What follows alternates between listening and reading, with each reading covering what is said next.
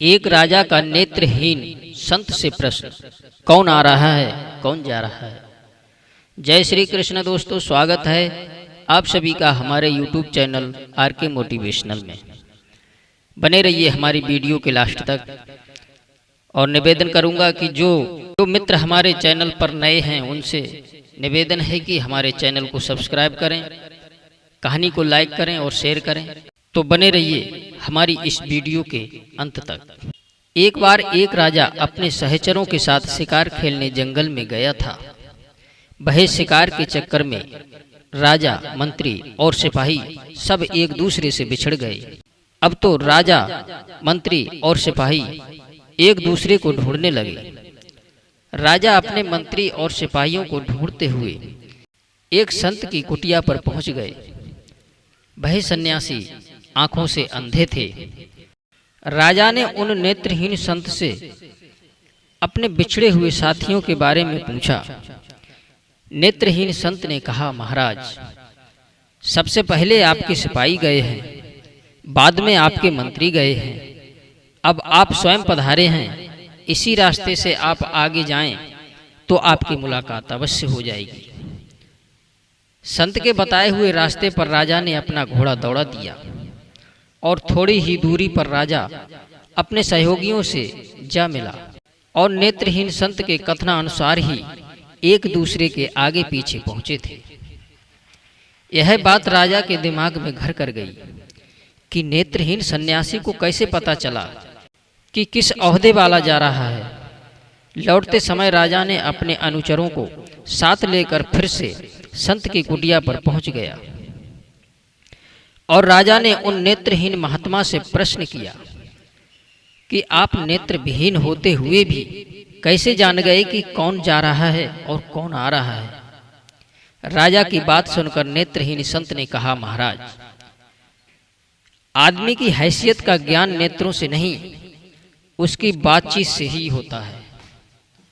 सबसे पहले जब आपके सिपाही मेरे पास से गुजरे तब उन्होंने मुझसे पूछा कि ए अंधे, इधर से किसी के जाते हुए की आहट सुनाई दी क्या?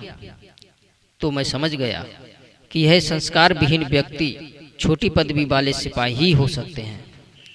जब आपके मंत्री जी आए तब उन्होंने पूछा, बाबा जी, इधर से किसी के जाते हुए की आहट सुनाई दी क्या? तो मैं समझ गया कि यह किसी उच्च ओहदे वाला है, क्योंकि बिना संस्कारित व्यक्ति किसी बड़े पद पर आसीन नहीं होता। इसलिए मैंने आपसे कहा कि सिपाहियों के पीछे मंत्री जी गए हैं। जब आप स्वयं आए तो आपने कहा, सूरदास जी महाराज, आपको इधर से निकल कर जाने वालों की आहट तो नहीं मिली। तो मैं समझ गया कि आप स्वयं राजा ही हो सकते हैं, क्योंकि आपकी वाणी में आदर सूचक शब्दों का समावेश था और दूसरे का आदर वही कर सकता है जिसे दूसरों से आदर प्राप्त होता है। तो वह उस वस्तु के गुणों को कैसे जान सकता है? दूसरी बात, यह संसार एक वृक्ष स्वरूप है। जैसे वृक्ष में डालियां तो बहुत होती हैं, पर जिस डाली में ज्यादा फल लगते हैं वही झुकती है। इसी अनुभव के मैं नेत्रहीन होते हुए भी आपके सिपाहियों, मंत्री और आपके पद को पहचान सका। अगर कोई गलती हुई हो तो महाराज क्षमा करें। राजा ने संत के खाने पीने का इंतजाम राजकोष से करवाने का आदेश दिया। दोस्तों, आजकल हमारा मध्य वर्ग परिवार संस्कार विहीन होता जा रहा है। थोड़ा सा पद, पैसा व प्रतिष्ठा पाते ही दूसरे की उपेक्षा करते हैं, जो उचित नहीं है। मधुर भाषा बोलने में किसी प्रकार का आर्थिक नुकसान नहीं होता है। मित्रों, मीठा बोलने में कंजूसी नहीं करनी चाहिए। जो कर्म वाणी द्वारा भली भांति संपन्न किया जा सकता है वह विद्या नाम से प्रसिद्ध है। बिना शास्त्र पढ़े ही गर्व करने वाले, दरिद्र होने पर भी बड़ा समझने वाले, बिना कार्य किए ही धन की लालसा रखने वाले मनुष्य को मूर्ख कहते हैं।